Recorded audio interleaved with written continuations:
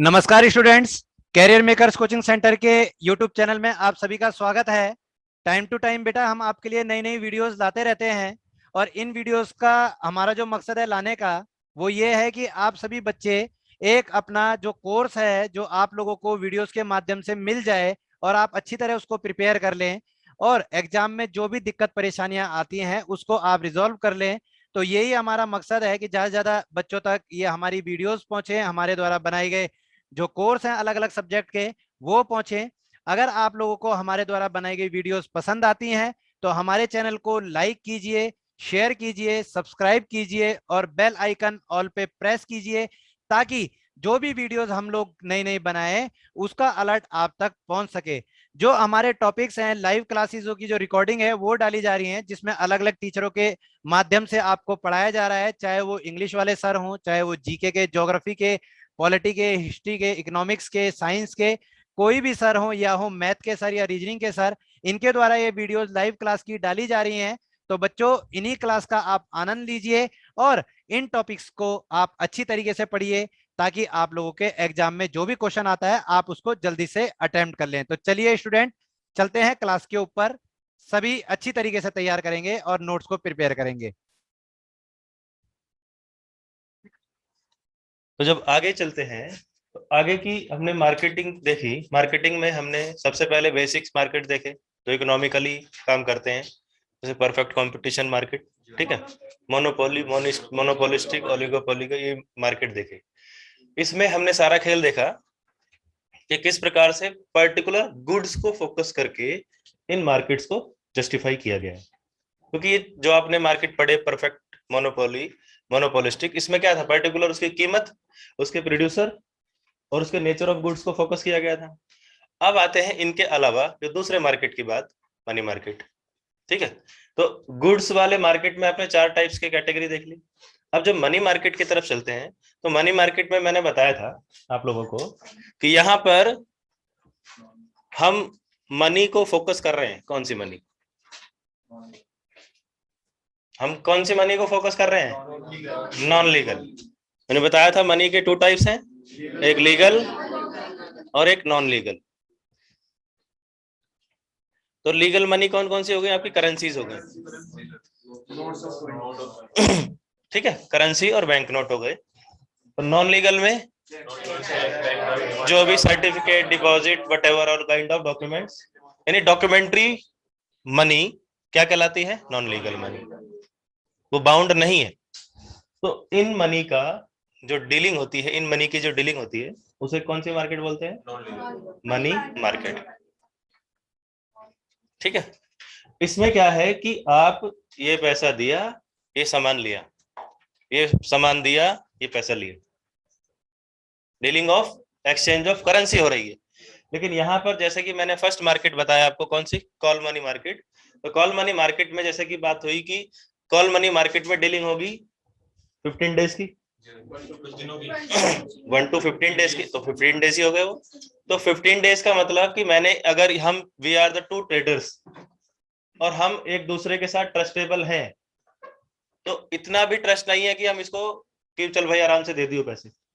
फिर दूसरा, हमें अपना भी, मुझे अपना भी देखना है कि भाई मुझे अपना ट्रेड भी तो चलाना है, अपना व्यापार भी बढ़ा चलाना है। तो अब मैं इनको कितनी दिन का अल्टीमेटम दे सकता हूँ? भाई साहब 10 दिन, मैक्सिमम 15 दिन में आप मेरी पेमेंट कर देना, ठीक है, क्योंकि मुझे भी अपना सामान को खरीदना है। मैं आपको दे रहा हूं तो मेरा सामान भी तो खाली हुआ, तो मुझे उसके रिप्लेसमेंट पे मटेरियल लाना पड़ेगा ना, फॉर योर सप्लाई। तो सप्लाई के लिए मेरे पास क्या होगा? लीगल मनी होगी, तभी तो मुझे मार्केट में मिलेगा।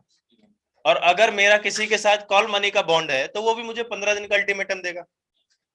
जैसे आपने मुझसे सामान लिया, अगर मैं किसी से सामान लेता हूं तो वो भी मुझे मैक्सिमम 15 दिन का ही अल्टीमेटम देगा। तो उसने मुझे 10 दिन का अल्टीमेटम दिया है, मैंने माल उठा लिया है, आप मुझे 10 दिन के अंदर पेमेंट दे देना, मैं पेमेंट आगे ट्रांसफर कर दूंगा। तो सच टाइप ऑफ मार्केट क्या कहलाता है?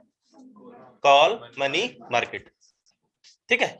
इसमें 2 कंपनीज, 2 एंटिटी, 2 व्यक्ति, 2 ट्रेडर्स, 2 गवर्नमेंट, कोई भी हो सकता है। बट इसके टाइम बाउंडेशन, ड्यूरेशन कितनी रहेगी? Dealing will be for 15 days, not more than 15 days, ठीक है। दूसरा लिखें, नंबर 2,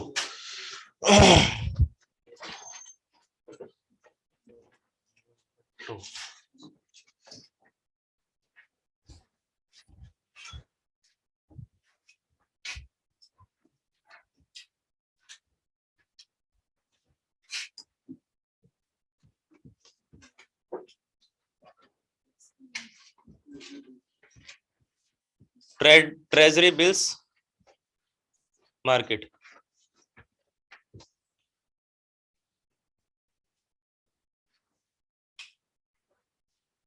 अब ट्रेजरी बिल क्या होते हैं, कोई बताएगा?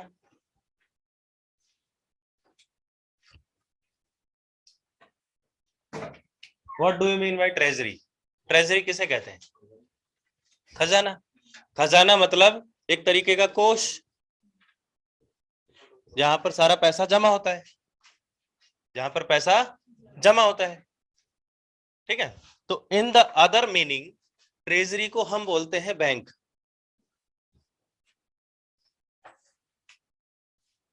तो जितने भी प्राइवेट, कॉमर्शियल, सेमी प्राइवेट जितने भी बैंक हैं, उन सबका पैसा कौन जमा करता है?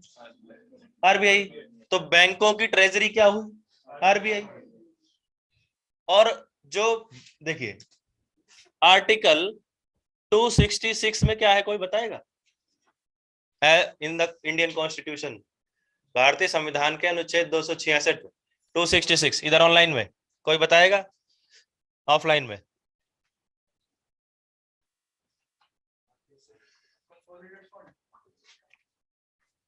कहां से देखा, पता था? ठीक है। Article 266 justify CFI of India, consolidate fund, Bharat की संचित निधि। अब भारत की संचित निधि मतलब गवर्नमेंट ऑफ इंडिया की ट्रेजरी। किसकी? गवर्नमेंट ऑफ इंडिया की ट्रेजरी। इसमें कौन सा पैसा जमा होता है? जितने भी हम लोग टैक्स देते हैं, डायरेक्ट एंड इनडायरेक्ट, वो सारा टैक्स का पैसा जाता है आर्टिकल 266 के अकॉर्डिंग मेंशन सीएफआई में, कंसोलिडेट फंड ऑफ इंडिया में। और उसी से आप जॉब लगेंगे सेंट्रल गवर्नमेंट की, तो आपकी मंथली सैलरी भी उसी से ही आएगी। आपकी सड़कें बन रही हैं, डेवलपमेंट ऑफ इंडिया हो रहा है, कुछ भी काम हो रहा है, सब सीएफआई से ही होता है। और जस्ट इसी के बाद है आर्टिकल 267 में इमरजेंसी फंड, जिसको बोलते हैं, इसको भी सीएफआई बोलते हैं, इसको बोलते हैं कंटीजेंसी फंड ऑफ इंडिया, इसको बोलते हैं कंसोलिडेट फंड ऑफ इंडिया, और इसे बोलते हैं contingency fund of India. Contingency मतलब कि अगर देखिए सीएफआई से जब पॉलिटी पढ़ेंगे तो आपको बता देंगे कि इससे पैसा निकालने की क्या प्रोसीडिंग्स है। संसद की अप्रूवल के बिना ही इससे पैसा निकलता है, के बिना नहीं पैसा निकल सकता। राष्ट्रपति भी पैसा नहीं निकाल सकता इससे, without taking the approval of parliament. अब मान लीजिए संसद बंद है, छुट्टी पर है, और देश के सामने फाइनेंशियल इमरजेंसी आ गई, पैसे की जरूरत पड़ गई, तो ऐसा होता है ना कि सारा पैसा बैंक में तो जमा नहीं कर देते, घर में भी कुछ इमरजेंसी के लिए रखते हैं ना। तो जो बैंक में जमा है वो कंसोलिडेट फंड, सीएफआई। और जो आपके घर में बचत है, इमरजेंसी में यूज के लिए रखा हुआ है, जो कैश रखा है इन हैंड, इसमें आपको किसी की अनुमति नहीं है, बैंक से पैसा निकालेंगे, पापा से पूछेंगे, भाई घर के सबसे बड़े वही है, उन्हीं की, समझ आ रही बात? तो संसद से पूछे बिना यहाँ से पैसा नहीं निकल सकता। और संसद छुट्टी पर है, पार्लियामेंट सेशन नहीं चल रहा, सब छुट्टी पर गए हुए हैं, और इमरजेंसी पड़ गई कुछ पैसों की, 10,000 करोड़ रुपए urgently required for government of India. Emergency fund के लिए राष्ट्रपति को बोलेगी गवर्नमेंट ऑफ इंडिया, तो सीएफआई से पैसे निकालकर 10,000 करोड़ रुपए दे दिए जाएंगे, किसको? गवर्नमेंट ऑफ इंडिया को दे दिए।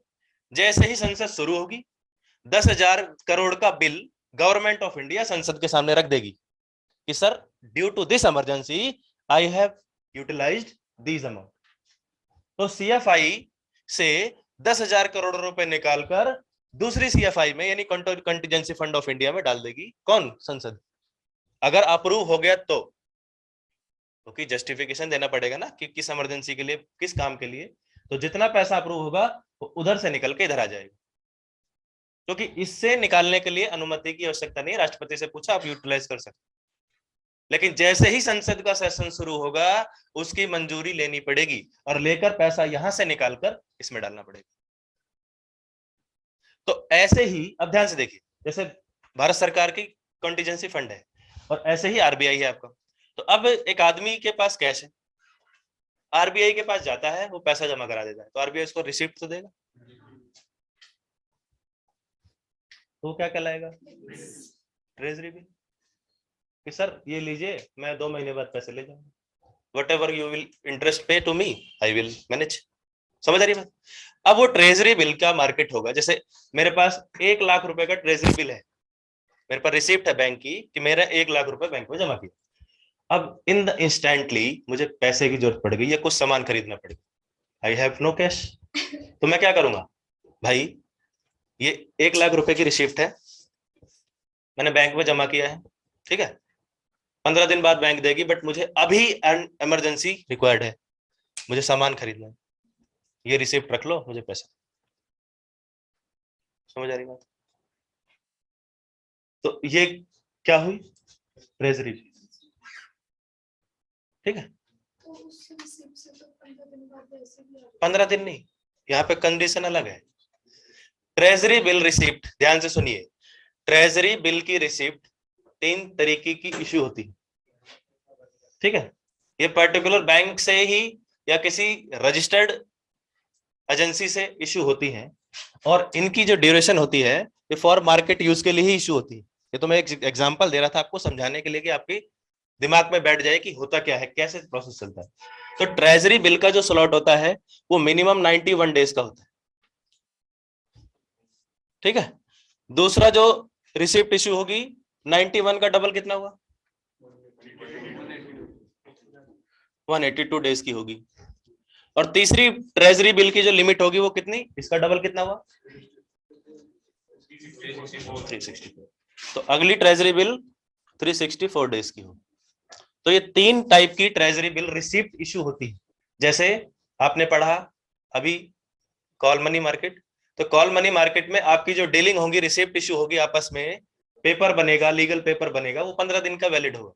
इसकी वैलिडिटी कितनी होती है, या तो वो 91 डेज की होगी, या 182 डेज की होगी, या 364 डेज की होगी। ये 3 पीरियड की के लिए ट्रेजरी बिल रिसिप्ट इश्यू होती है रजिस्टर्ड एंटिटीज के द्वारा, ठीक है। इससे कम पीरियड के लिए नहीं होगी और इससे ज्यादा पीरियड के लिए नहीं होगी, होगी तो 182 डेज के लिए, कि अगर आपने कोई रिसिप्ट ली तो 91 डेज के बाद ही आप उसको इनकैश करा सकते हैं। अब ड्यूरिंग दिस पीरियड आपको कुछ इमरजेंसी पड़ गई, then what will you use, आप उसी बिल की रिसिप्ट को आगे फॉरवर्ड करोगे एज ए मनी। तो ये कैसी मनी होगी, नॉन लीगल मनी। मैं मना भी कर सकता हूं भाई मुझे नहीं चाहिए, बट जो मार्केट चलता है, मार्केट में ये सारी चीजें चलती है, commercial paper, treasury bills, securities, bonds, cheque, bank demand draft, ये सब चलते हैं, क्योंकि व्यापारी को अपना व्यापार बढ़ाना होता है।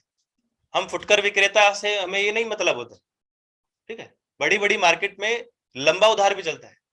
आपने फ्यूचर मार्केट का नाम सुना है, पहले सामान ले लेते हैं फिर जब पेमेंट करते हैं उसके बाद पैसे देते हैं। नहीं, फ्यूचर मार्केट का नाम सुना है, मुझे सामान 3 साल बाद जरूरत है, आज ही ले लिया मैंने, 3 साल बाद आपके घर सामान पहुंच जाएगा, समझ आ रही बात। ये है फ्यूचर मार्केट। मुझे सामान की अभी जरूरत नहीं है, मुझे 15 दिन बाद जरूरत है, बट मैं मार्केट में गया, मुझे पता है 15 दिन बाद उसकी कीमत बढ़ जाएगी, ठीक है। मैं गया दुकान पे, भैया मुझे सामान लेना है, ये लो पैसे, ये लो सामान ले, नहीं भैया अभी नहीं, 15 दिन बाद आऊंगा तब ले जाऊंगा। अब दुकानदार ये देख रहा है, उसको भी पता है कि माइंड गेम्स खेल रहा है, या तो वो उसको मना कर देगा कि भाई नहीं 15 दिन बाद आओगे तो 15 दिन बाद। लेकिन अगर उसको अपना ट्रेड बढ़ाना है तो कई चीजों को लेकर फ्यूचर मार्केट चलती है, तो इस टाइप की डीलिंग को फ्यूचर मार्केट कहा जाता है, समझ आएगी बात। तो अब मार्केट, जब आप, अभी तो मार्केट के बारे में पता नहीं, जब आप ग्राउंड में उतरोगे, खुद इस चीज को देखोगे, तो कहते हैं ना practical makes a man perfect. तो बेसिक चीजें यही होती हैं, क्योंकि मार्केट में सभी के पास पैसा नहीं होता, सब कोई ना कोई अपना पैसा कहीं फंसाए होते हैं, और जो मार्केट में बैठा है वो पर्टिकुलरली सिर्फ इस पर्पज से जाता है, इन्वेस्टमेंट पर्पज से, उसको पैसा लगाकर पैसा प्राप्त करना, पैसा लगाकर पैसा प्राप्त करना। अब मान लीजिए मैं बैठा हूं, अभी मार्केट नहीं चल रहा, या मुझे सडन कुछ नहीं दिख रहा, तो मैंने अगर आप ट्रेजरी बिल पे 91 डेज के लिए मैंने पैसा इन्वेस्ट कर दिया, और मुझे पता लगेगा 91 डेज में मुझे 100 रुपए के 125 रुपए मिल रहे हैं, तो मैं बैठूंगा, लो भाई 91 डेज तक मेरे पास कुछ काम नहीं है, तो मैं सडन ही मार्केट चल पड़ा, कुछ नहीं, कोविड की लॉकडाउन हट गई, मार्केट चला, मुझे पैसे की जरूरत है, मैं क्या करूं, देन व्हाट, ये पेपर आ गए। तो मार्केट में आप इन चीजों को यूटिलाइज कर सकते हैं, यू कैन यूज, समझ आ रही बात। तो ट्रेजरी बिल मार्केट समझ में आ गया आपको, तो जैसे आपने कॉल मनी मार्केट लिखा था, इसमें सिर्फ वही लिखनी है, क्या? Time duration, nothing else. What is treasury bill, you should know.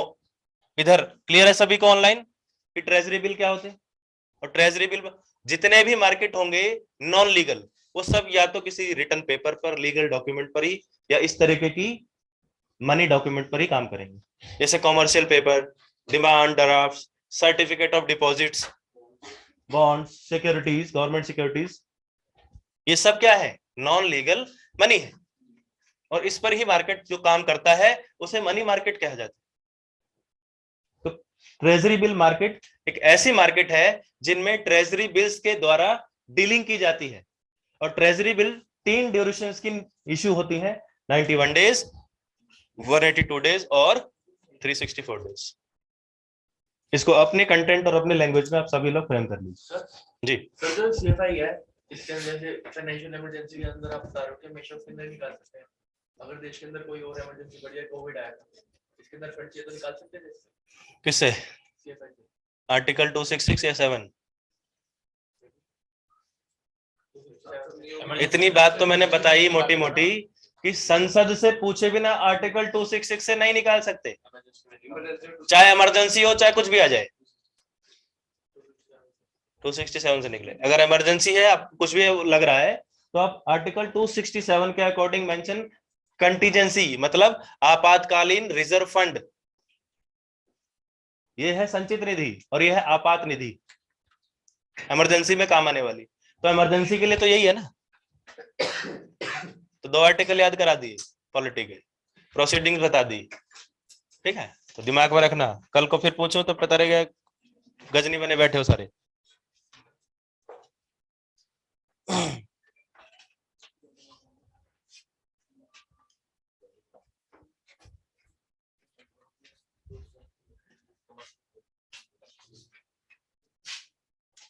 चलिए लिखे कॉमर्शियल बिल मार्केट।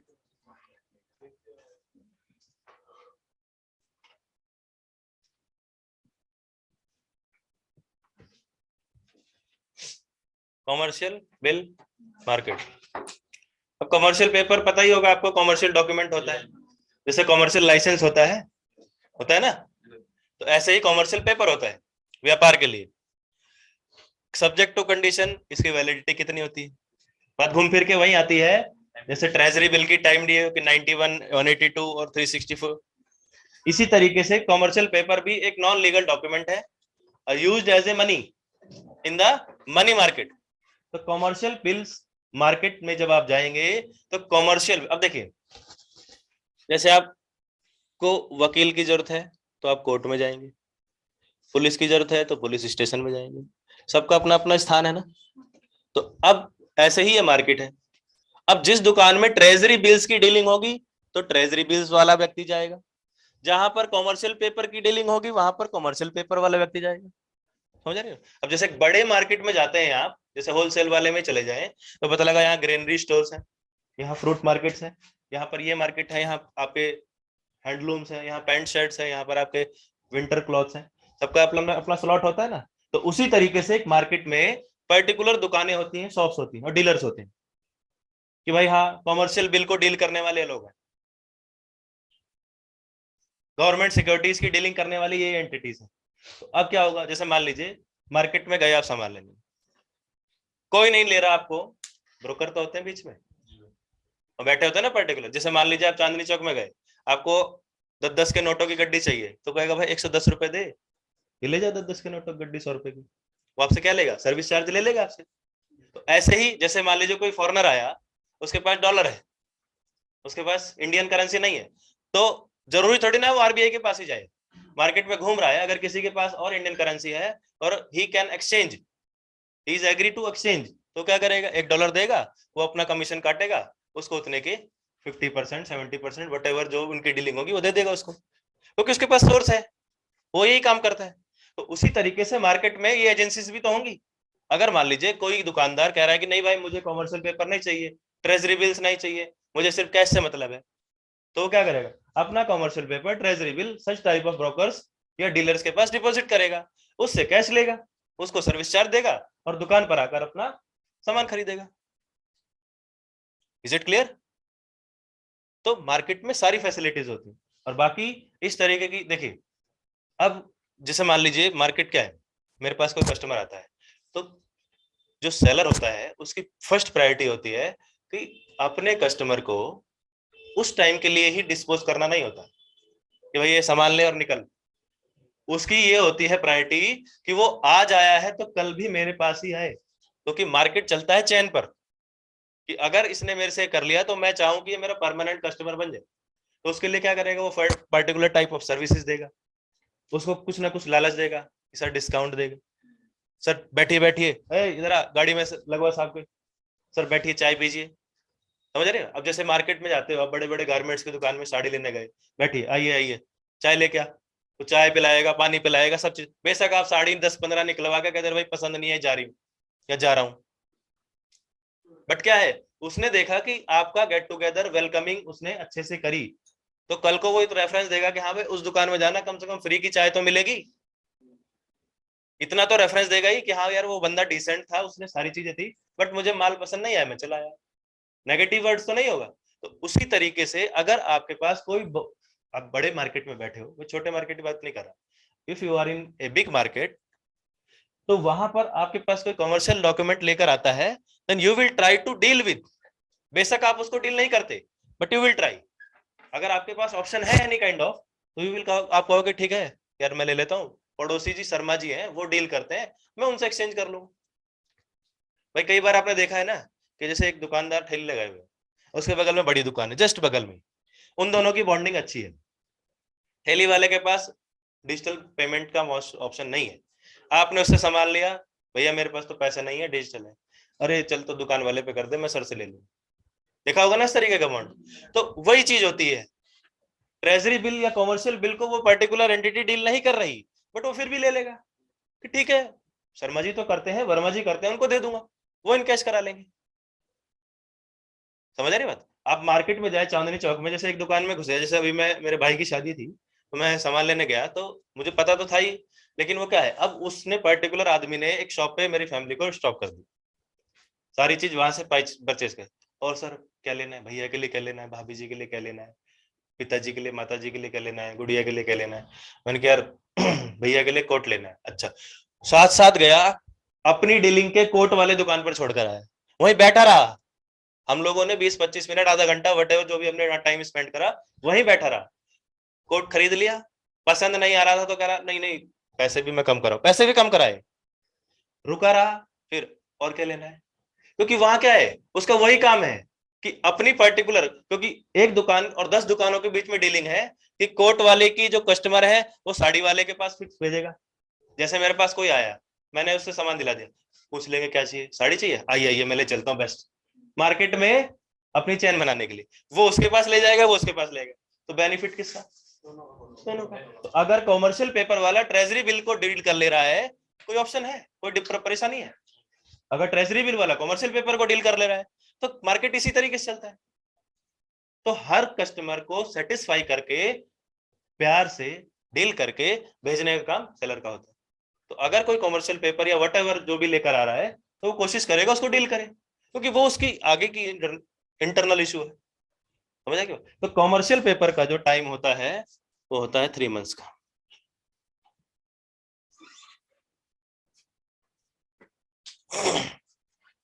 तो अब आपको समझ में आ रहा होगा ना, ग्राउंड रियलिटी दिख रही होगी ना कि मार्केट किस तरीके से चलता है इन सब चीजों को। अब आप देखिए, मेरे बताने से पहले ये सारी चीजें आपको पता थी, है ना, बस मैं वो काम कर रहा हूं, जामवंत, हनुमान जागो, तुम्हारे अंदर शक्तियां हैं, तुम पार कर सकते हो लंका को, बट नहीं, नहीं। तुम फिर वही ताड़का की तरह फैल जाते हो समुद्र किनारे। समझ आ रही बात? क्या आप इन सब चीजों से जो मैंने डिस्कस की, अब अनभिज्ञ थे? You are unaware? नहीं, यू आर अवेयर। आप इन चीजों को डील करते हैं डे टू डे बेसिस पे, और वही जब थोड़े जटिल शब्दों के साथ, कॉम्प्लेक्स वर्ड के साथ जब एग्जाम हॉल में आ जाएंगी, तो आप गजनी के फूफा सजनी बन जाओगे। ये क्या होगा? अब्बा डब्बा जब्बा हो गया। समझ आ रही है बात? वो कुछ भी बोले समझ में नहीं आएगा, सिर्फ अब्बा डब्बा जब्बा ही समझ में आएगा। क्लियर है ना? तो इस चीज का थोड़ा ध्यान रखो, चीजों को बिल्कुल लेकर चलो। आप देखते हो कि अभी तक की क्लास में मैंने कोई ऐसे बड़ा हार्ड एग्जाम्पल दिया है? आज 5वीं 6ठी 7वीं इकोनॉमिक्स क्लास चल गई, 5वीं क्लास, मैंने कोई ऐसा टफ एग्जाम्पल लिया जिस जो आपके फ्लाइट मोड पे था ऊपर से निकल गया?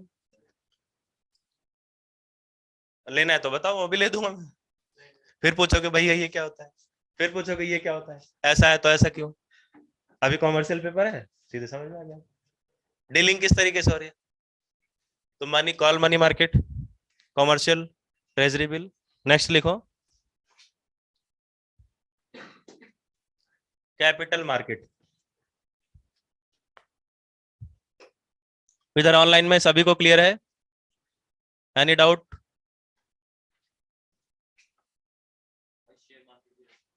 हाँ पता है सर। ऑनलाइन किसी को कोई डाउट?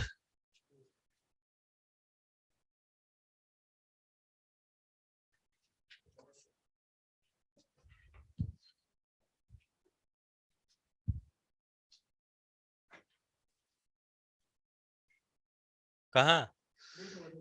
वो तो मुझे भी पता है, लेट हो गया है। मैं कब कह रहा हूँ जल्दी आया है।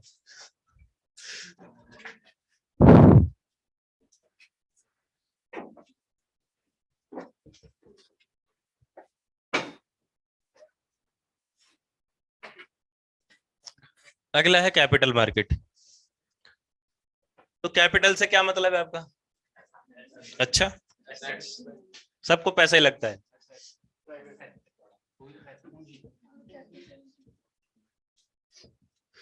एसेट। अब एसेट में आपकी लीगल मनी भी आ सकती है,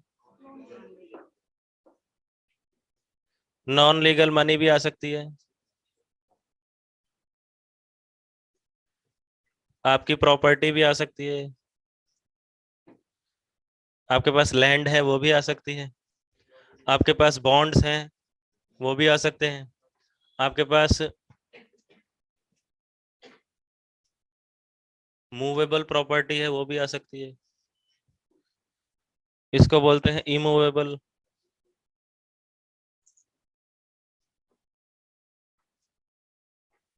इमूवेबल प्रॉपर्टी में आपका घर, मकान, दुकान, बंगला, कोर्ट, सब चीज।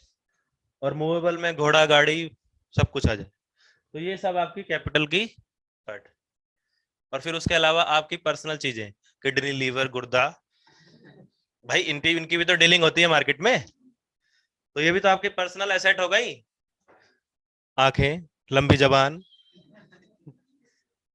ठीक है, खाली दिमाग, समझ रही है? ये सब क्या है? ये आपके पर्सनल एसेट। तो कैपिटल मार्केट में इन सब चीजों की डीलिंग होगी। ठीक है, अब मैं इन दो को हाइड करूंगा तो बच गया। अरे नॉन लीगल और लीगल को तो बचा क्या? प्रॉपर्टी, लैंड, बॉन्ड, मूवेबल, इन सब को फोकस करेंगे तो कैपिटल मार्केट। क्योंकि ये तो मनी उसमें चले जाएंगे और ये आपने देख ही लिए क्या है। समझ आ रही बात? लेकिन अगर आप एसेट के तौर पर लोगे तो वो शामिल होंगे, बट डीलिंग होगी किसमें? कैपिटल मार्केट में होगी इनकी भी, लेकिन हम इनको हाइड कर रहे हैं क्योंकि आप इनको समझ चुके हैं। ठीक है, लेकिन कैपिटल मार्केट में जब नाम आएगा तो सब लिए जाएंगे। तो इन सब के आधार पर डीलिंग होगी। तो उस बाजार को कैसा बाजार कहेंगे? इसके कोई लिमिट नहीं है, एक दिन भी हो सकता है, 10 साल भी हो सकता है, कितना भी टाइम। ठीक है, नो फिक्स टाइम लिमिट है। हाँ,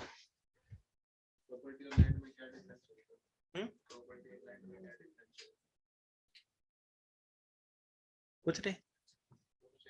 हाँ,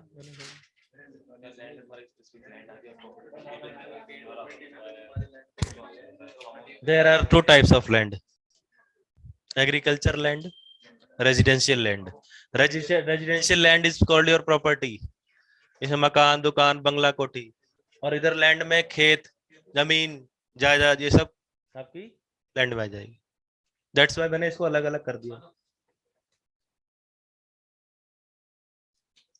क्योंकि इन जनरल भाई आपसे पूछते हैं भाई आपका कितनी प्रॉपर्टी है, तो भाई मेरा एक मकान है, ये गाड़ी है, ये है। और फिर उसके बाद आपकी कितनी लैंड है, 5 बीघे जमीन है, मेरे 5 किले हैं, मेरे 20 किले हैं, समझ आ रही बात। तो उस तरीके का, तो इन सब के आधार पर जब डीलिंग होगी मार्केट में तो उसे क्या कहते हैं, कैपिटल मार्केट। और लास्ट में लिखे शेयर मार्केट।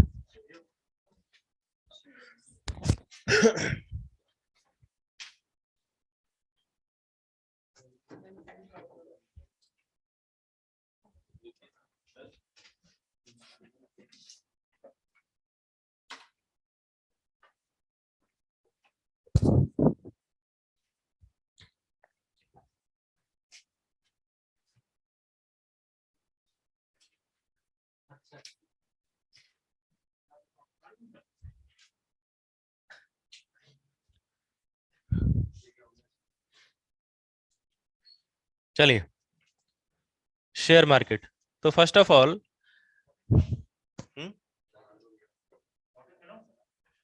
नहीं, तो उसको पकड़ो, ऑल आउट लो, उसको मुंह में डाल दो। मच्छर का ही कह रहा हूं मैं, उसका मुंह खोलो, ऑल आउट डाल दो, मर जाएगा, क्यों इतनी मेहनत कर रहे हो।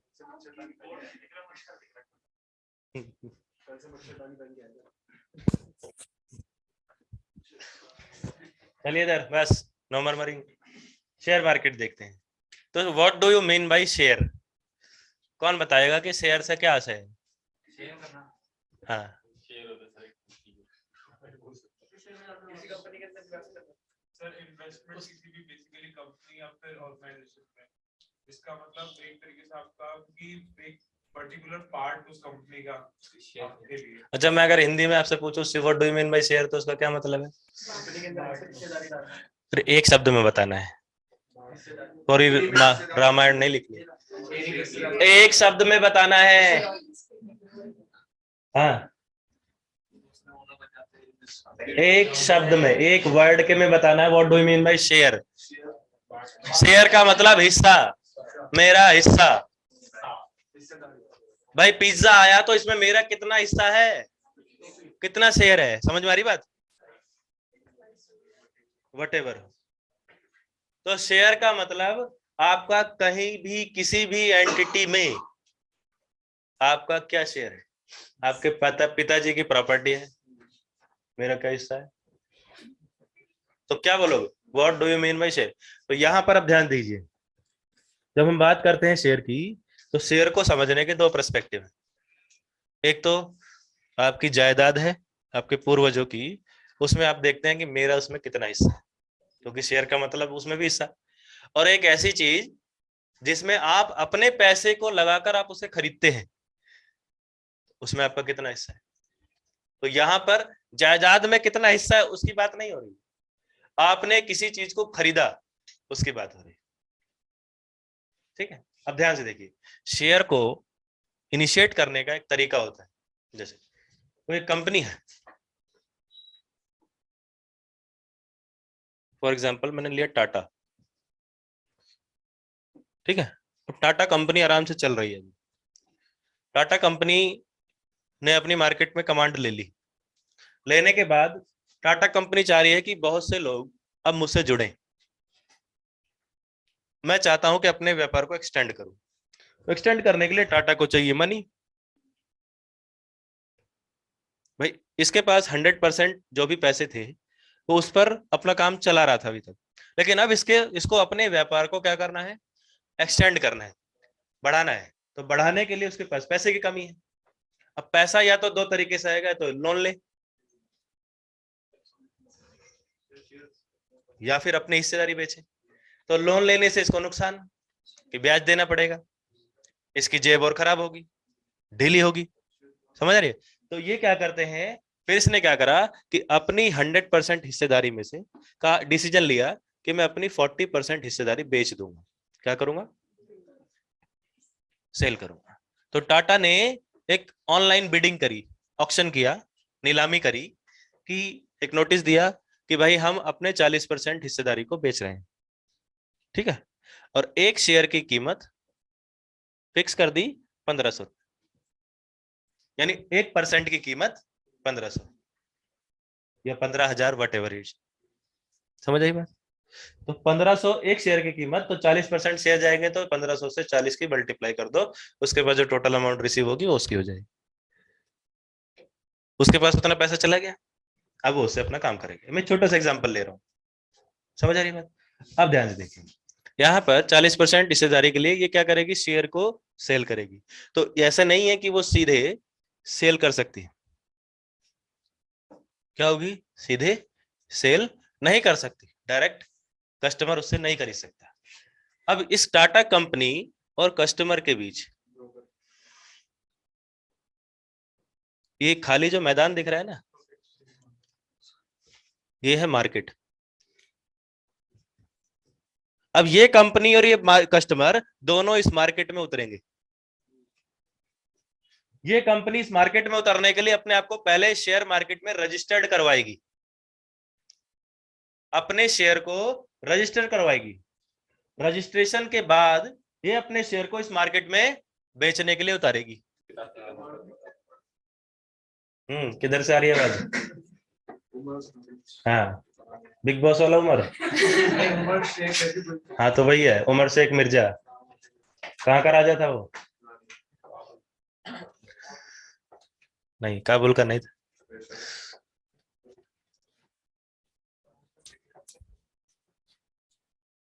बोला, पता है किसी को? क्या कर रहे हो आप लोग मैं बैठ के?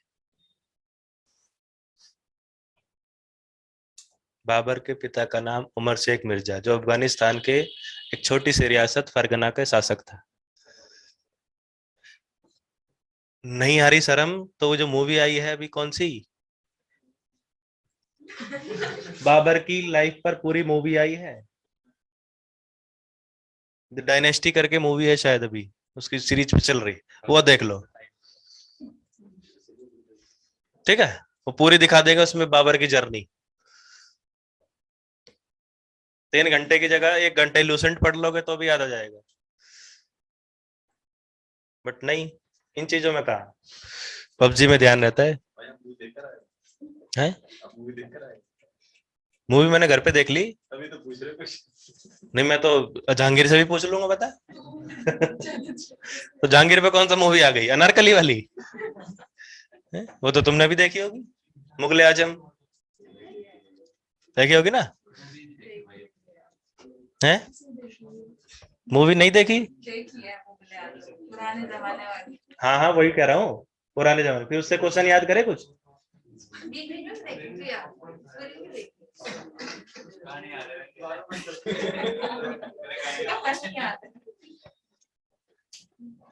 अरे वो तो देखी होगी दामिनी, तारीख पे तारीख, तारीख पे तारीख, देखी होगी।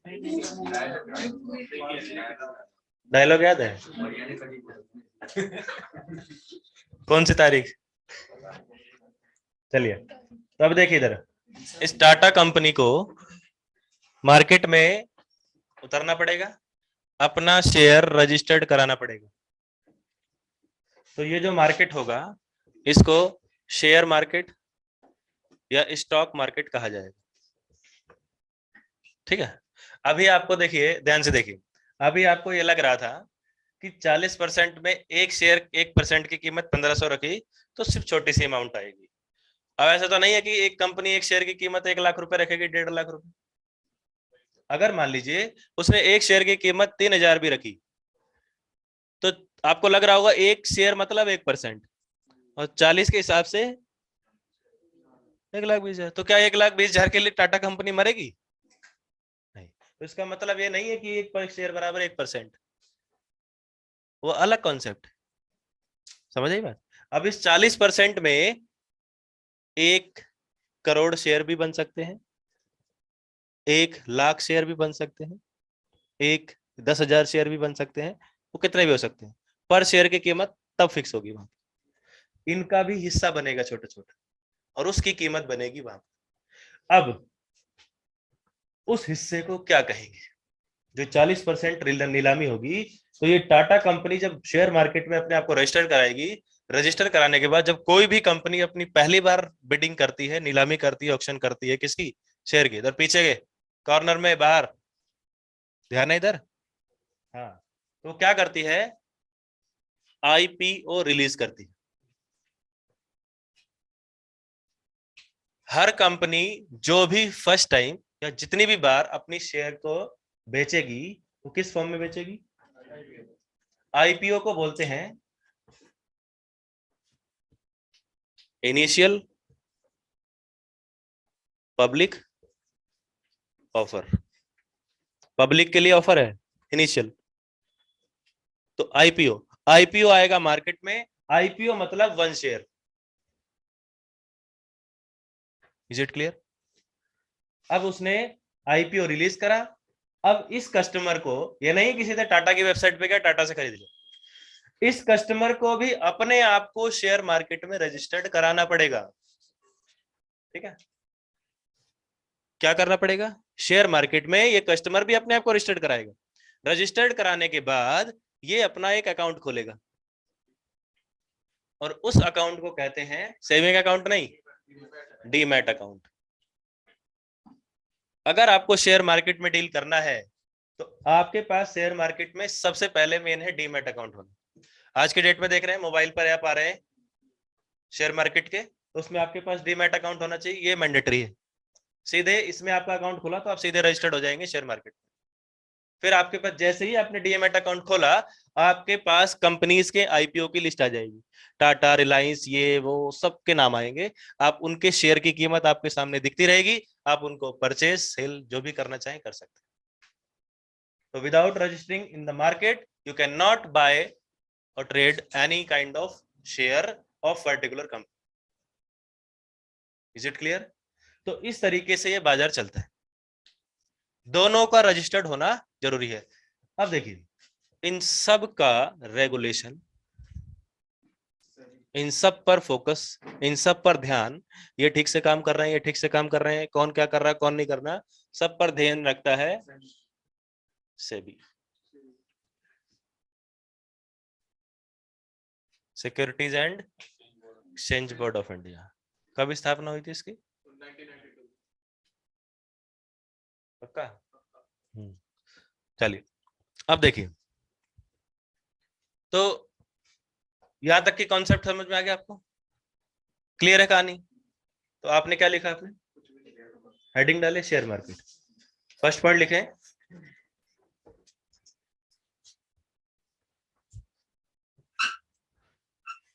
It is a market, it is a market, it is a market in which the dealing of shares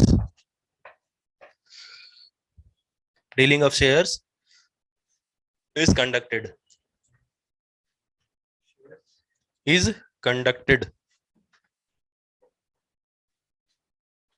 दूसरा पॉइंट लिखे,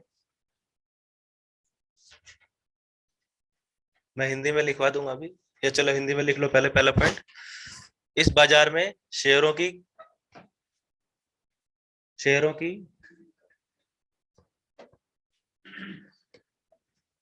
सेल परचेज की जाती है।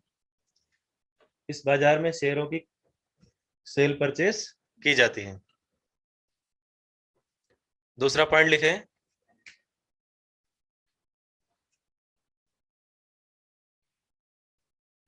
To deal and take part in the share market, to deal and take part in the share market,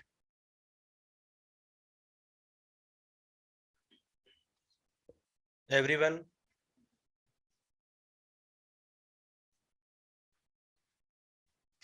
has to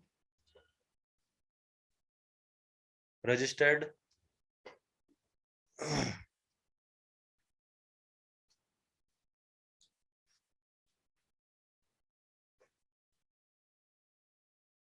अब यहाँ पर थोड़ा सा इंग्लिश का ज्ञान हो जाता है ना? एवरीवन के साथ हैज आएगा या हैव आएगा?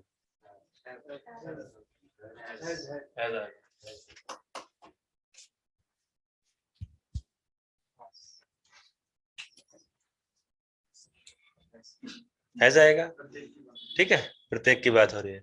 हैज टू रजिस्टर्ड हिमसेल्फ या देयर सेल्फ,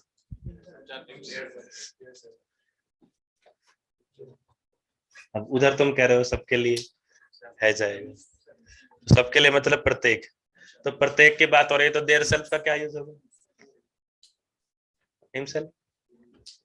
तो लिखो everyone has to registered himself, कहां पर, इन द स्टॉक मार्केट या इन द शेयर मार्केट।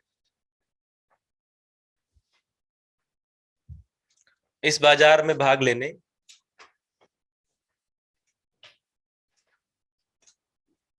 के लिए, इस बाजार में भाग लेने के लिए प्रत्येक को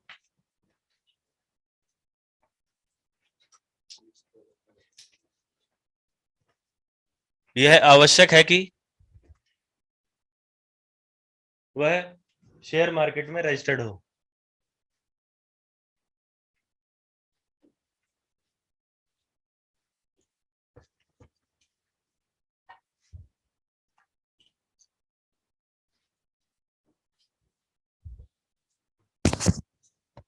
शेयर मार्केट में रजिस्टर्ड हो। नेक्स्ट पॉइंट लिखें,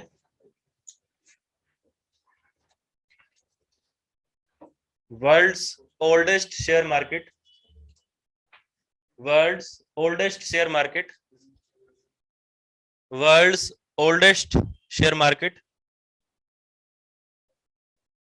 was established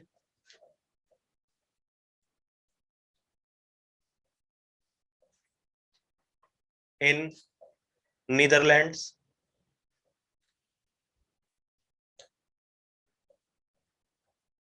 in 1602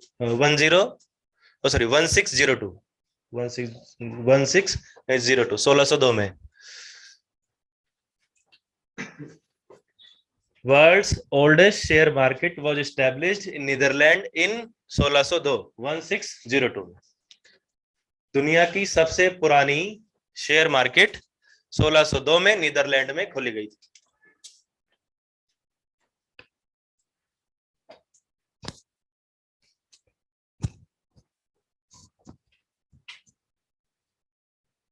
next point,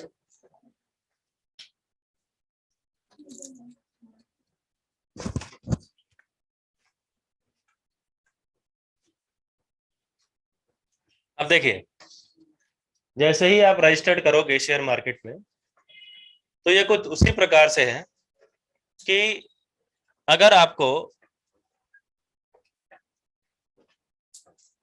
अपने घर से किसी पर्टिकुलर स्थान तक जाना है, तो या तो आपके पास अपना साधन हो, या तो फिर आपका साधन नहीं है तो you will opt a medium, तो कैब करोगे, पब्लिक ट्रांसपोर्ट यूज करोगे, व्हाटएवर यू विल डू।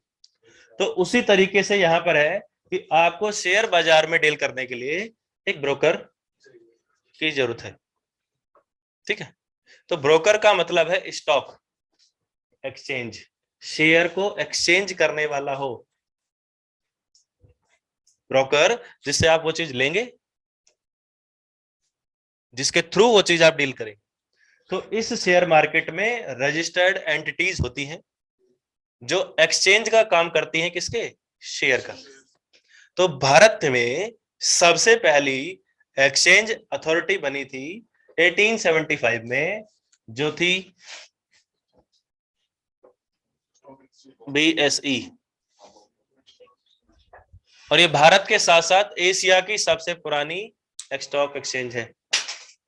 तो नेक्स्ट पॉइंट लिखे, India's as well as Asia's, India's as well as Asia's oldest stock exchange is BSE, Bombay Stock Exchange.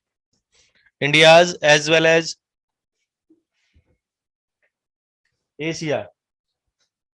Asia's oldest stock exchange is Bombay Stock Exchange, established in 1875. India's as well as Asia's oldest stock exchange is BSE, established in 1875। Bharat के साथ साथ Asia का सबसे पुराना stock exchange, Bharat के साथ साथ Asia का सबसे पुराना stock exchange Bombay stock exchange है। बॉम्बे स्टॉक एक्सचेंज है।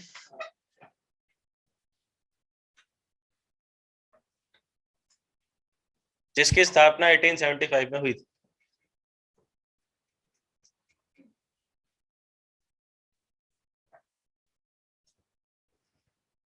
नेक्स्ट पॉइंट लिखे, the regulator of share market, the regulator of share market,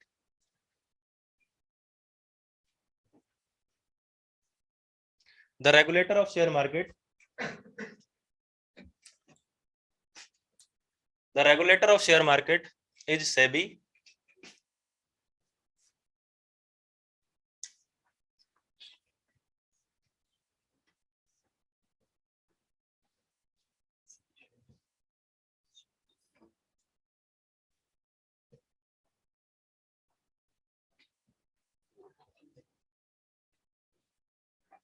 The regulator and controller of share market is SEBI, which was established in 1988.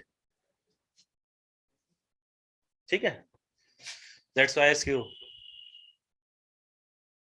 The regulator and controller of the share market is SEBI, which was established in 1988. You are telling me the establishment date of NABARD. उसकी तो 1982 है। तो 82 ही तो आपने बताई थी। 92 बोला था, तो गलत है, फिर भी गलत है। ठीक है, लिख लिया। नेक्स्ट पॉइंट लिखे, अच्छा,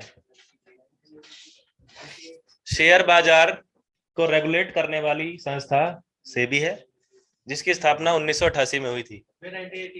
हाँ जी, 1988।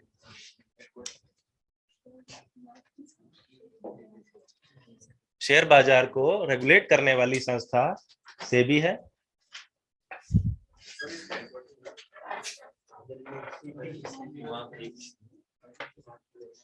जिसकी स्थापना 1988 में हुई थी।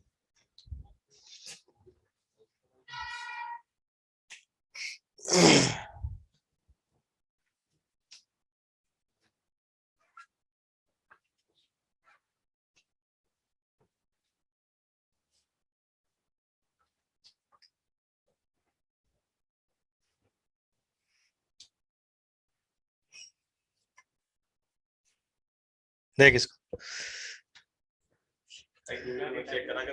ठीक है। हाँ, नहीं, एक ही टाइम पे 12 अप्रैल 1988 भी दिखा रहा है, एक ही टाइम पे 12 अप्रैल 1992 भी दिखा रहा है। अब इसको क्या पता कि क्या डिफरेंस है, ये तो गूगल करके भैया 1992 दिखा देगा।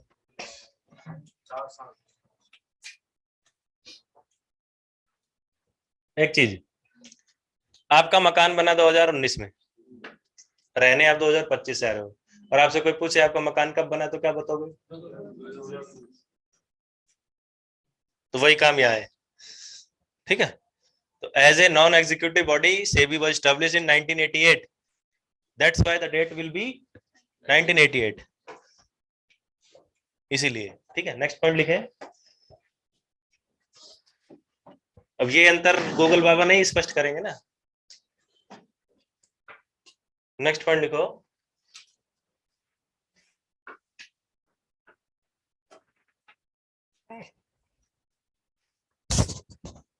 for the upgradation and development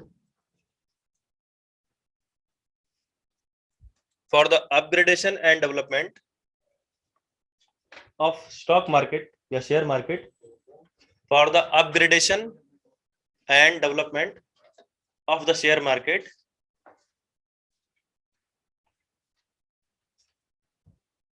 a committee under the chairmanship of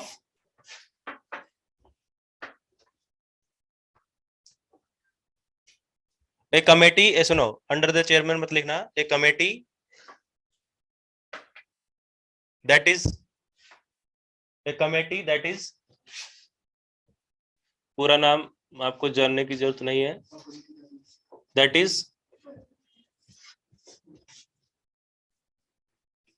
is Sherwani committee, Sherwani, that is Ferbani committee was constituted for the upgradation and development of share market. A committee, that is Ferbani committee, was constituted in 1991, was constituted in 1991. अब आप देखिए, थोड़ा ध्यान से देखिए, इधर ध्यान से देखिए, आप एक चीज नोटिस करेंगे इकोनॉमिक्स में आज की डेट में कि जितने भी एक्सेस पॉइंट आ रहे हैं, जितना भी चेंज आ रहा है, जितने भी एंटिटीज, एजेंसीज, जितने भी एक्शन प्लान बन रहे हैं, वो सब हेर फेर में बन रहे हैं इसके बीच। तो इस पीरियड में ऐसा क्या हुआ, तो सबसे मेन 1999 में 90 में यूएसएसआर का डिमोलाइजेशन हुआ, और फिर 1990 में और 91 के बीच एलपीजी की पॉलिसीज आई। ये गैस नहीं है, ठीक है। लिबरलाइजेशन, प्राइवेटाइजेशन, ग्लोबलाइजेशन, 12वीं क्लास में पॉलिटी में चैप्टर है उदारीकरण, वैश्वीकरण और निजीकरण, है ना। तो वो है एलपीजी। इसका मुख्य घटक क्या है, what is the main factor of LPG gas? अब मुर्गा यहाँ बना नहीं सकता, नहीं मैं डेफिनेटली बना देता, तो इतना हट्टा कट्टा मुर्गा बहुत महंगा बिकेगा, ठीक है। हाँ, what is the factor of LPG? Then why are you opting methane? तो ऐसी टंग को काट डालो। अब आपने मीथेन का नाम लिया तो ये तो एलपीजी गैस है। मीथेन कौन सी गैस है? देखा, मैं इसको थाली में गुड़ परोस के दे रहा हूं और ये बगल में पड़े हुए गोबर की स्मेल को सूंघ रहा है और कह रहा है कि नहीं उधर वो खाना है मेरे को। मीथेन से मिथाइल आइसोसाइनेट पे चला गया, है ना। ये क्या है? It is also slip of tongue.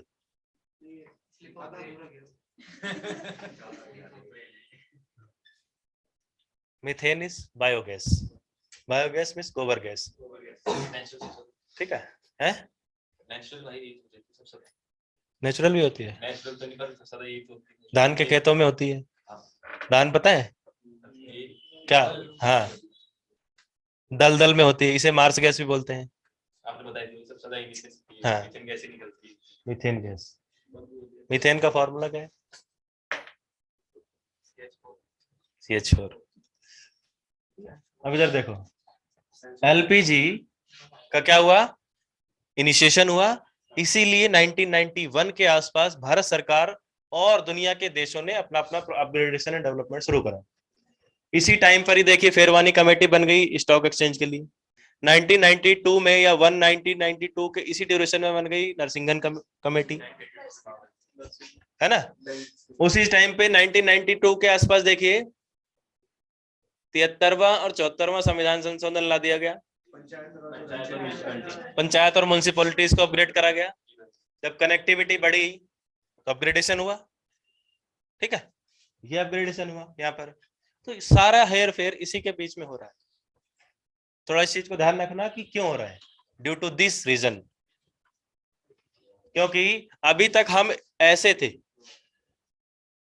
ठीक है, अपना ही खाना अपना ही कमाना और प्रभु के गुण गाना। और अब क्या हो गया? झिंगालाला भी आ रहा है, क्रिसमस भी आ रहा है ना, ओमिक्रॉन भी आ रहा है, ये भी आ रहा है, राफेल भी आ रहा है, सब चीज आ रहा है ना। तो क्या है, कनेक्टिविटी बढ़ गई। अभी इधर से टाइगर जिंदा है, उधर से उधर भी जा रहा है, समझ रहे ना। तो कनेक्टिविटी मतलब एक देश से दूसरे देश कनेक्ट होने लगे, मार्केट ब्रॉड होने लगी। तो हम ये कह सकते हैं कि 1990 से पहले, before the policies of LPG, maximum countries are closed economy. Closed economy का मतलब अपना खाना अपना कमाना और प्रभु के गुण गाना, ना पड़ोसी से मतलब, ना सोसाइटी से मतलब। और जब ओपन इकोनॉमी होगी तो ओपन इकोनॉमी का मतलब आप पड़ोस के देश से डीलिंग कर रहे हैं, वो आपके साथ डीलिंग कर रहे हैं, ठीक है, मार्केट, तो वो होगी ओपन इकोनॉमी। तो ओपन मार्केट और क्लोज मार्केट का मतलब भी यही है, यह नहीं कि मार्केट का शटर बंद है तो क्लोज। क्लोज मार्केट का मतलब एक ऐसी मार्केट जो फिक्स एरिया तक ही लिमिटेड है, उसका कोई एक्सपेंडेड वर्जन नहीं है, वो क्लोज मार्केट होगी, ठीक है। जैसे आप घर से इंस्टीट्यूट, इंस्टीट्यूट से घर, तो यू आर इन एक पर्टिकुलर सिस्टम, तो वो क्लोज्ड हो। आप जब आपकी कनेक्टिविटी बढ़ेगी then you will be open. तो ऐसे ही अर्थव्यवस्था होती है बंद अर्थव्यवस्था, जहां पर इंपोर्ट एक्सपोर्ट बंद, और जहां import export with other countries, तो वो क्लोज की जगह ओपन इकोनॉमी हो जाएगी। और ऐसे ही ओपन मार्केट होगी और एक क्लोज मार्केट होगी, कि जब आप अपने घरेलू माल ही बेच रहे हैं, एक देश के अंदर ही व्यापार कर रहे हैं, बाजार की डीलिंग कर रहे हैं, तो वो क्लोज मार्केट। और जब इंटरनेशनली चल रहा है तो ओपन मार्केट। तो इस चीज का ध्यान रखना, कभी ये नहीं कि शटर बंद है तो क्लोज मार्केट। तो फेरवानी कमेटी ने सुझाव दिए कि हमें शेयर मार्केट को अपग्रेड करना चाहिए, उसके डेवलपमेंट के लिए काम करना चाहिए। उसी के आधार पर ध्यान से देखिए, कमेटी कब बनी? अभी भाई अभी कौन सा ईयर दिखा रहा था? कमेटी ने सुझाव दिया तो नॉन एग्जीक्यूटिव को एग्जीक्यूटिव बना दिया, सेबी जो अनऑफिशियली काम कर रहा था वो अब नेशनलाइज कर दिया। कब? 12 अप्रैल सेम डेट है ना, 12 अप्रैल 1988 और 12 अप्रैल ही क्यों चुनी? क्योंकि डेट ऑफ इनिशिएशन 12 अप्रैल ही है, दैट्स व्हाई 12 अप्रैल 1992 ली गई। और द इम्प्लीमेंटेशन, समझ आई बात? तो फेरवानी कमेटी ने जब सुझाव दिया तो कहा कि ठीक है, इस जो सेबी है इसको थोड़ा सा और पावर दे दो और इसको, इसके एरिया को ब्रॉड कर दो। पावर देने का मतलब एरिया ब्रॉड कर दो, और इसको बना दो मेन कंट्रोलर। ये देखेगा, परखेगा, समझेगा सब चीज को, पूरे बाजार को रेगुलेट ठीक से करेगा। समझ आ रही बात? तो सेबी को भी अपग्रेड किया गया, और जब अपग्रेड किया गया तो एक तरीके से नया जीवन दान मिला 1992 में। बट जीवित तो पहले से ही था ना, तो इसीलिए जब आपसे फाउंडेशन पूछी जाएगी तो 88 ही आएगी। उसका अपग्रेडेशन हुआ, उसको मॉडिफाई किया गया, और 1992 में उसको नेशनल कैटेगरी का दर्जा दिया गया as per the recommendation of Ferwani. तो अब जैसे आरबीआई की स्थापना कब हुई और नेशनलाइजेशन कब हुआ था? तो अब आप कहोगे कि क्या आरबीआई 1949 में बना? तो सेम सिनेरियो यहाँ पर यही है। तो इकोनॉमी में बहुत सी चीजें ऐसी हैं, और गूगल बाबा इन चीजों को इग्नोर करता है, ठीक है। तो कई बच्चे आते हैं गूगल बाबा को लेकर, तो मैं फिर उनके आगे तो हाथ जोड़ लेता हूँ जब नहीं मानते, स्लिप ऑफ टंग, है ना। तो फिर इस चीज को ध्यान रखना, क्योंकि वो फैक्ट्स, भाई आप ये सोचो कि मैं भी तो आपकी स्टेज में था, मैं भी तो पढ़ रहा था, मेरे टाइम पे भी तो गूगल बाबा रहे होंगे, मुझे भी डाउट रहा होगा तो मैंने भी गूगल पर सर्च करा होगा जब मेरे टीचर ने बताया होगा कि किताब में तो मैं 88 पढ़ रहा हूँ, वहां मेरे को 99 92 दिख रहा है, मैंने भी चेक किया होगा। तो चेक करके कंक्लूजन ड्रॉ करके तभी तो यहाँ खड़ा हूँ। समझ आ रही है? हाँ, कुछ चीजें होती हैं कि ड्यू टू प्रेशर या कई बार माइंड इधर उधर होता है, पजल, स्लिप ऑफ टंग उसे कहते हैं। समझ आ गई बात? उसे स्लिप ऑफ टंग नहीं कहते, स्लिप ऑफ बोलते हैं अलर्टनेस। क्योंकि कई बार क्या होता है, मैं यहाँ बात तो कर रहा हूँ, लेक्चर तो दे रहा हूँ, लेकिन मेरे दिमाग में कुछ और पॉइंट चल रहे हैं, या वो ऑफिस को लेकर है या घर को लेकर है या कुछ कई बाहर की चीजें हैं। और कई बार क्या होता है कि उसके एरियाज के आसपास में देख रहा होता हूँ, घूम रहा होता हूँ कि क्या इससे कनेक्टिविटी कोई क्वेश्चन है, जैसे टॉपिक यहाँ चल रहा है शेयर मार्केट का, तो उससे कनेक्टेड क्वेश्चन दिमाग में ढूंढ रहा होता हूँ माइंड में। तो उस टास्क के दौरान मैं बोल कुछ रहा होता हूँ, लिख कुछ रहा होता हूँ, तो कई बार ऐसी चीजें भी हो जाती हैं, ठीक है। ऐसे ही मैं जैसे लास्ट ईयर था, पता नहीं कब था, मैं क्लास में यहाँ पढ़ा के गया, बच्चे मेरे को कह रहे भैया आपने कुछ बताया था, मैंने कहा नहीं यही है, और दिमाग मतलब पजल था, और मैं यहाँ से बस इसी रेड लाइट पे पहुंचा था, मैंने कहा यार वो गलत लिखवा दी, क्योंकि वहां जाकर मेरे दिमाग सिर्फ क्या सिर्फ बाइक चलाने और फोकस आ गया कि आज मैं क्या पढ़ा के और घर जा, बस सीधे कनेक्ट हुआ कि वो पॉइंट मेरे से गलत पढ़ाएगा। फिर शायद मैंने ललित को इन्फॉर्म किया था कि उसको रेक्टिफाई करा देना, क्योंकि नेक्स्ट क्लास मेरी 2-3 दिन बाद ही होती है, तो बच्चे फिर उस पेज में अपना रिवीजन कर लेते। तो मैंने ललित को इन्फॉर्म किया कि उसको स्क्रूटनी करा ले। तो कई बार ये चीजें होती हैं, बट मैक्सिमम टाइम इस चीज को ध्यान रखो कि मैं भी कुछ बताऊंगा तो आपको ऑथेंटिकेटी करके बताऊंगा, ठीक है। या हम जो एग्जाम में डील कर चुके हैं, 80-80 मिलेगा आपको ऑप्शन में, 92 नहीं मिलेगा। 92 लगाओगे तो गलत होगा, ठीक है। अदरवाइज मत लेना इसको, मैं सिर्फ समझा रहा हूँ। हाँ भाई मुझे बॉर्डर लगता है, कभी तुम मुझे चक्कू लगा दे पीछे जाके बाहर 1992 ही है, तो मैं 1992 ही बोलूंगा, ठीक है। तो समझ में आ गया आपको। नेक्स्ट पॉइंट लिखे, क्या लिखा नेक्स्ट पॉइंट अभी लास्ट?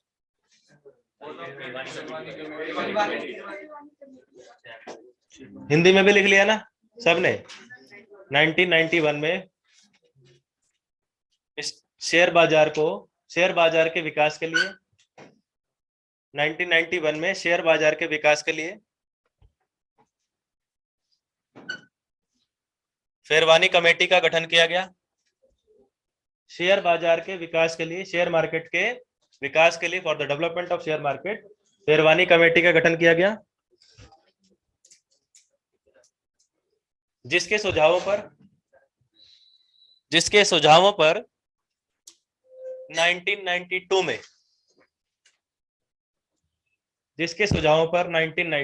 में सेबी को रिकंस्ट्रक्ट किया गया, जिसके सुझावों पर 1992 में सेबी को रिकंस्ट्रक्ट किया गया।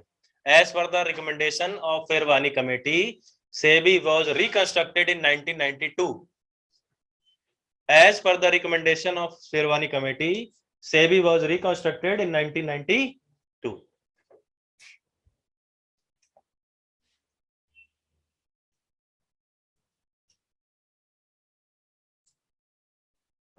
अब देखिए, जब बात चल रही थी तो जो बीएससी था, ये भी एक तरीके से भी नॉन ऑफिशियली काम कर रहा था।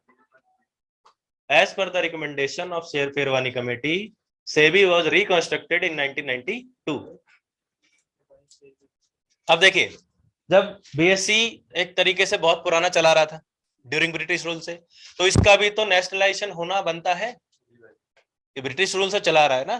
तो शेरवानी कमेटी ने जब सुझाव दिया, तो जब सेबी को अपग्रेड किया गया, रिकंस्ट्रक्ट किया गया, तो उसी समय 1992 में भारत सरकार ने डिसीजन लिया कि अब हम अपना एक नेशनल बनाएंगे स्टॉक एक्सचेंज। तो गठित हो गया 1990 में एनएसई। बीएसई तो है ही है, एनएसई आ गया, नेशनल स्टॉक एक्सचेंज। अब अगर आपसे कोई पूछे भारत का नेशनल स्टॉक एक्सचेंज क्या है,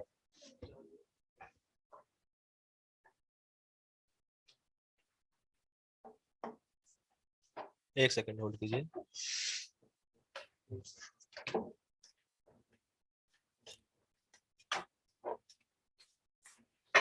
अगर आपसे कोई पूछे, अब इसको बीएससी को क्या कर दिया गया, नेशनल बना दिया गया, तो आपसे पूछा जाएगा एनएसई की स्थापना कब हुई, 1992 में। तो नेक्स्ट पॉइंट लिखें, NSE national stock exchange was also established in 1992. National Stock Exchange was also established in 1992. अब देखिए, एक एक चीजें कनेक्टिविटी जुड़ती जा रही है ना सीक्वेंस वाइज। तो ये शेरवानी कमेटी ने सुझाव दिया, तो उसके बाद ही इस सेक्टर को अपग्रेड किया गया, ठीक है। नेक्स्ट पॉइंट लिखे।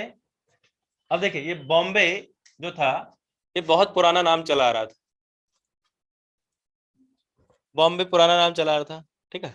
जैसे आप देखोगे आज भी जो तमिलनाडु में हाई कोर्ट है, उसका नाम मद्रास हाई कोर्ट है ना, उसका अभी भी क्या नाम चल रहा है, मद्रास हाई कोर्ट। तो बॉम्बे भी पुराना चला रहा है, बॉम्बे सिर्फ हाई कोर्ट ही चल रहा है, ठीक है, लेकिन शायद उसका भी नाम चेंज हो गया है। तो अब इसी आधार पर 10 साल के बाद 2002 में बॉम्बे को कर दिया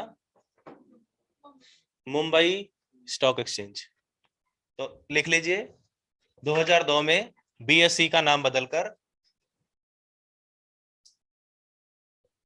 2002 में बीएसई का नाम बदलकर मुंबई स्टॉक एक्सचेंज कर दिया। ये एक बहुत ही डीप फैक्ट है, पूछ लेगा एग्जाम में तो बता देना, अदरवाइज अभी तक तो पूछा नहीं गया है।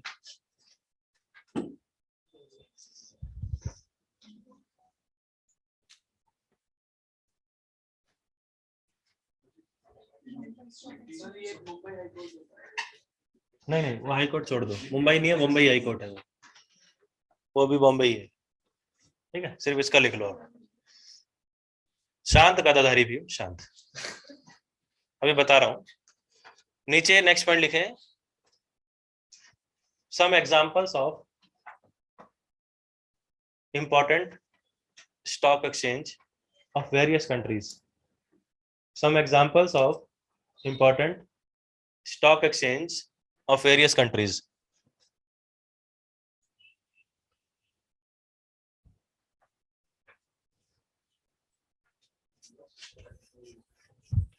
Some examples of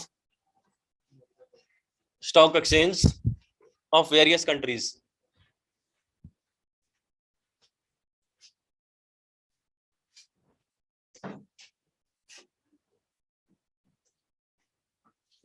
तो नंबर 1 लिखे इंडिया। तो इंडिया में आप कहोगे बीएसई, एनएसई, निफ्टी, सेंसेक्स।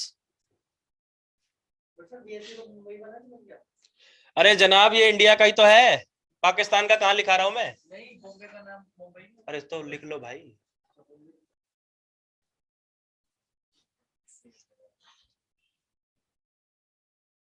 ठीक है, इंडिया का ही तो है ये, वो नाम बदल गया वो बात अलग है, लेकिन बोलूंगा तो मैं।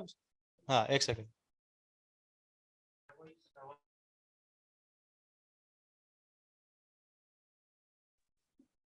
Nobody will leave the class as 9:15 to 10:15 is your test is scheduled। आपका 9:15 से 10:15 तक का टेस्ट कंडक्टेड है, इसलिए कोई क्लास लीव नहीं करेगा।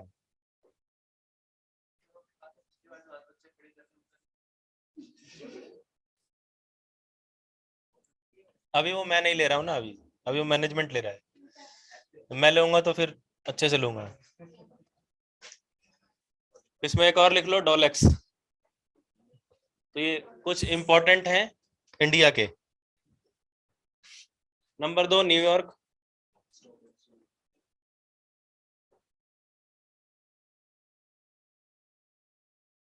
डॉ जोन्स करके एक है, ये न्यूयॉर्क का है।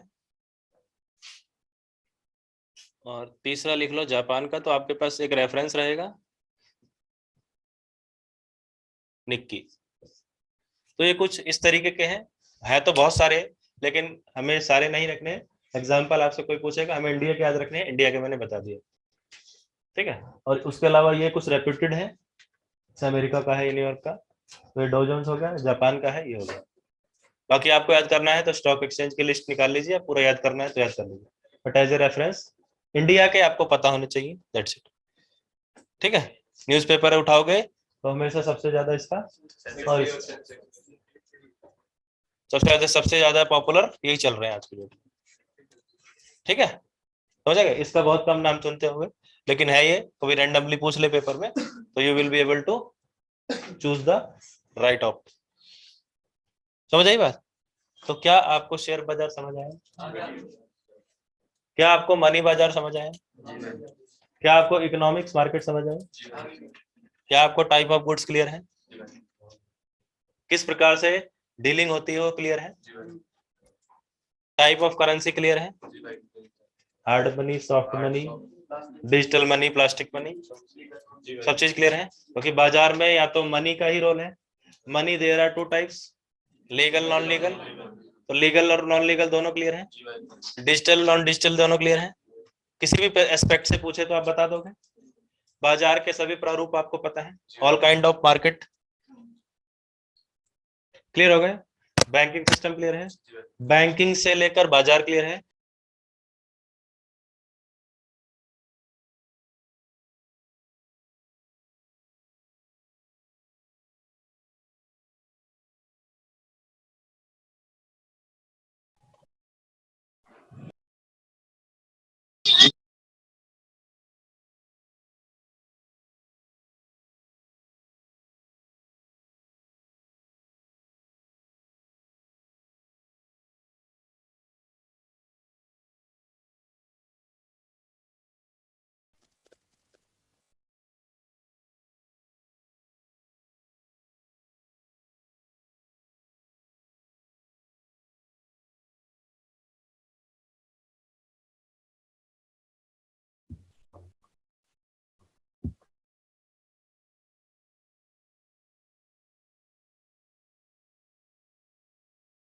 किसी का कोई डाउट अब तक के डिस्कशन में? तो यहाँ तक की सारी चीजें आपको क्लियर हैं?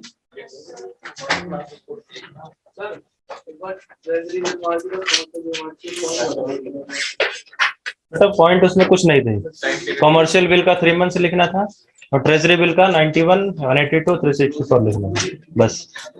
ठीक है।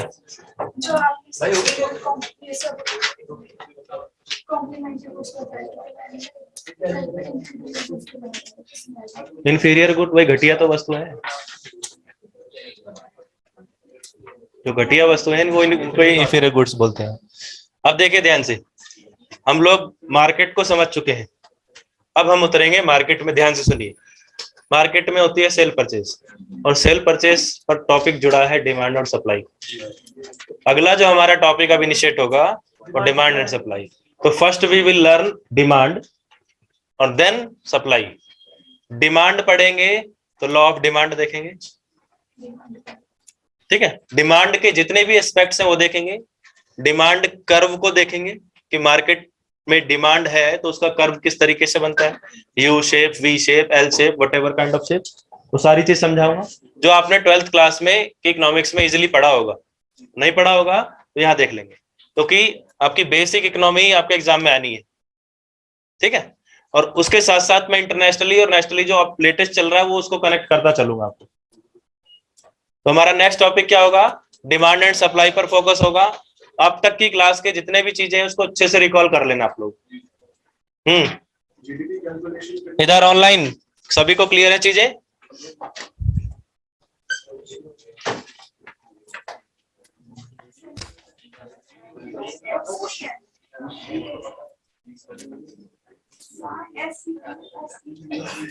तो नेक्स्ट टॉपिक आपको पता है, ध्यान सुनिए इधर।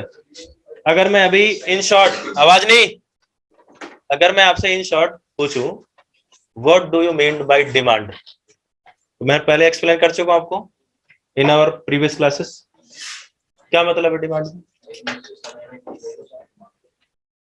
एक निश्चित समय में किसी वस्तु की मांग, ठीक है। और सप्लाई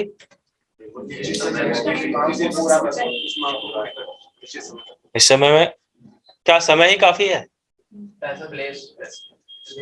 कीमत काफी नहीं है। एक निश्चित स्थान और निश्चित समय और निश्चित कीमत पर किसी वस्तु के लिए की गई मांग नहीं, प्रकट की गई इच्छा। क्योंकि मांग तो पूछ ही रहे हैं, मांग कोई मांग कहोगे तो उस मांग का होने का क्या फायदा? आपने क्या करी, अपनी इच्छा प्रकट की। You are agreed to buy a product at a fixed cost, at a fixed time, at a fixed place. That will call your demand. And me similarly, a fixed place on a fixed price, a seller is ready to sell his product, that will call supply. So now we will learn in our next classes supply और demand, इनके क्या factor होते हैं। Demand बढ़ रही है तो किसकी वजह से बढ़ रही है, उसका कीमत पर क्या इफेक्ट है, उसके अलावा कीमत के अलावा और कौन कौन से फैक्टर हैं जो डिमांड को इफेक्ट कर सकते हैं। मैंने कई बार एग्जांपल दिया है, मुझे नमक खाना पसंद नहीं है, तो नमक की कीमत 1 रुपए किलो हो या 100 रुपए किलो, समझ आ रही बात? तो ऐसी हम चीजें देखेंगे कि हमारे कौन कौन से फैक्टर हैं जो हमारी डिमांड को इफेक्ट करते हैं। फिर हम देखेंगे law of demand. Law of demand ये कहता है इन जनरल कि अगर किसी वस्तु की कीमत बढ़ रही है तो डिमांड घटेगी, और कीमत घट रही है तो डिमांड बढ़ेगी, बट अदर फैक्टर कांस्टेंट रहेंगे तब। अब व्हाट आर अदर फैक्टर्स, वो हम समझेंगे कि अगर कीमत फिक्स है और अदर फैक्टर फ्लक्चुएट कर रहे हैं तो भी डिमांड घट सकती है और तो भी डिमांड बढ़ सकती है। 10 रुपए किलो है, कर लो, कितना ही बेच लो, मुझे नहीं चाहिए, इंटरेस्ट नहीं है। और भी बहुत सारे रीजन हो सकते हैं, मेरी इनकम कम है, नहीं ले रहा मैं, मेरा इंटरेस्ट कम है, मेरी इनकम कम है, मेरे को और बहुत सारे रीजन हो सकते हैं, मुझे मेडिकल कंडीशंस है। गेहूं में कौन सा एंजाइम पाया जाता है? ग्लूटन। और ग्लूटन एक बीमारी है तो इस डर्मेटोलॉजिस्ट बताते हैं स्किन डिजीज है, इसको जनरली स्किन कैंसर बोला जाता है। तो gluten is a poison for that disease. तो डॉक्टर कहते हैं कि अगर आपने पूरे जीवन गेहूं का आटा खाया तो आप जहर खा रहे हो, वो समझ लेना। ठीक है, तो उनको प्रेफर किया जाता है कि बाजरा, मक्का, ये सब चीजें खाओ। तो कहीं सुना है ऐसा कि भाई अनाज में गेहूं की रोटी खाएं तो मर जाएगा आदमी? मर जाएगा। ठीक है, बीमारी होनी चाहिए बंदे के लिए। बिग बॉस देख रहे हो? नहीं देख रहे? कौन कौन देख रहा है? शमिता शेट्टी के लिए अलग से मील आता है ग्लूटेन फ्री, पता है क्यों आता है? She is suffering from some skin disease. Gluten free भोजन, तो ग्लूटेन फ्री मतलब उसके अगर गेहूं भी आ रहा है तो उसके अंदर ग्लूटेन निकालकर उस टाइप की जो ब्रीड्स हैं वो प्रोवाइड की जा रही है। समझे भाई? तो उस चीज का ध्यान रखना, तो सारी चीजें होंगी। मिलते हैं नेक्स्ट क्लास में। Take care.